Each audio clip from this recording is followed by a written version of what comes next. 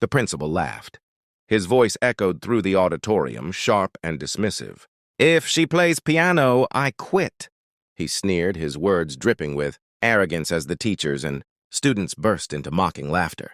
Before them stood not a prodigy, not a star, not the image of greatness they expected, but a 5-year-old black girl, small and fragile, her dark brown skin glowing softly beneath the harsh lights.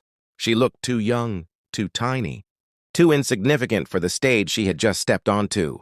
Yet, beneath her quiet eyes, something extraordinary waited, something the world was about to witness. The air thickened with doubt as whispers slithered through the crowd. "She can't even reach the pedals," one student chuckled. Another leaned in. "This is going to be embarrassing."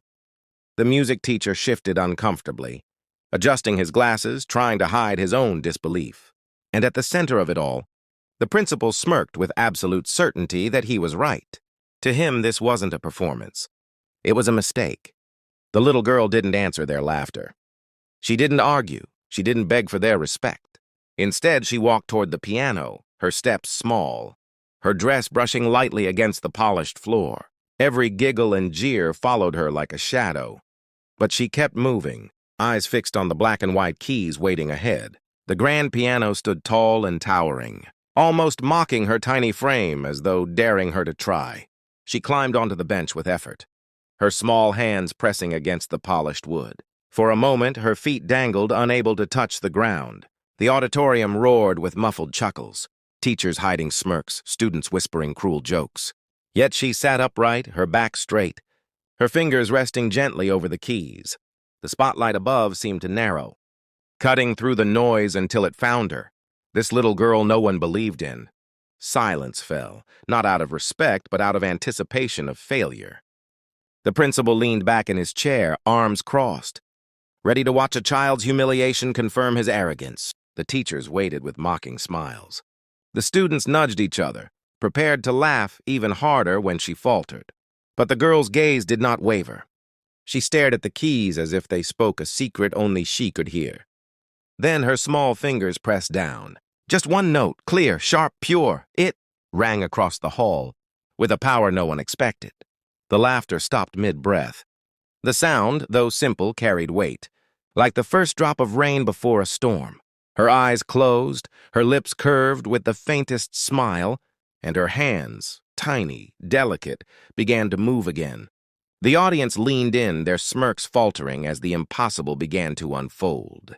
This was no ordinary child. This was no ordinary moment. And though no one in that room knew it yet, history was about to be written by the very hands they had mocked. The first note still lingered in the air, trembling like a secret the world wasn't ready for.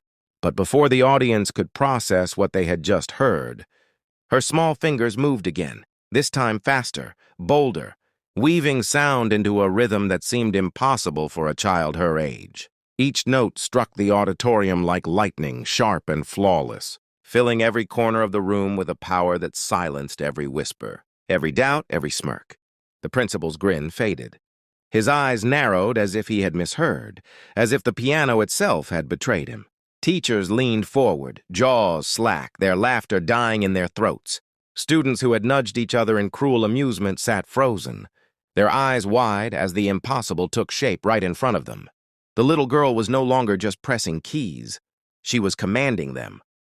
Her hands, impossibly small, danced across the piano with the precision of a master, her wrists gliding as if she had spent lifetimes perfecting every motion. Melodies rose like waves crashing against the walls, then softened into whispers that felt like secrets carried by the wind. It was music that lived, breathed, and told stories older than anyone in that room. Gasps began to break the silence, followed by stunned murmurs. One teacher whispered, "This can't be real."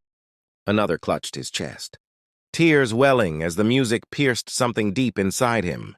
The principal, once so sure of his authority, shifted uncomfortably in his seat. His smug expression cracked, replaced by something he had not felt in years. Fear. Fear that his arrogance had blinded him, fear that he was witnessing greatness too vast to deny. And yet the girl never opened her eyes. Her lashes rested against her cheeks, her entire being lost inside the world she was creating.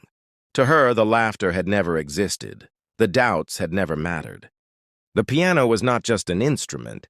It was her voice, her truth, her rebellion against a world that told her she was too small, too weak, too insignificant. Every note was a declaration. I am here.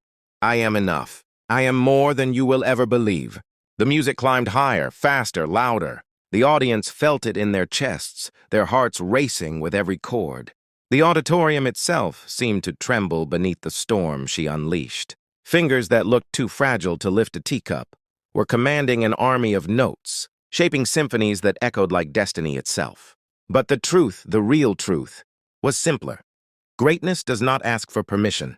It does not wait for approval. It rises, unshaken, from the smallest hands and the quietest voices. And as history would remember it, when the world doubted, when authority mocked, when arrogance laughed, the little black girl sat at a piano and became unforgettable.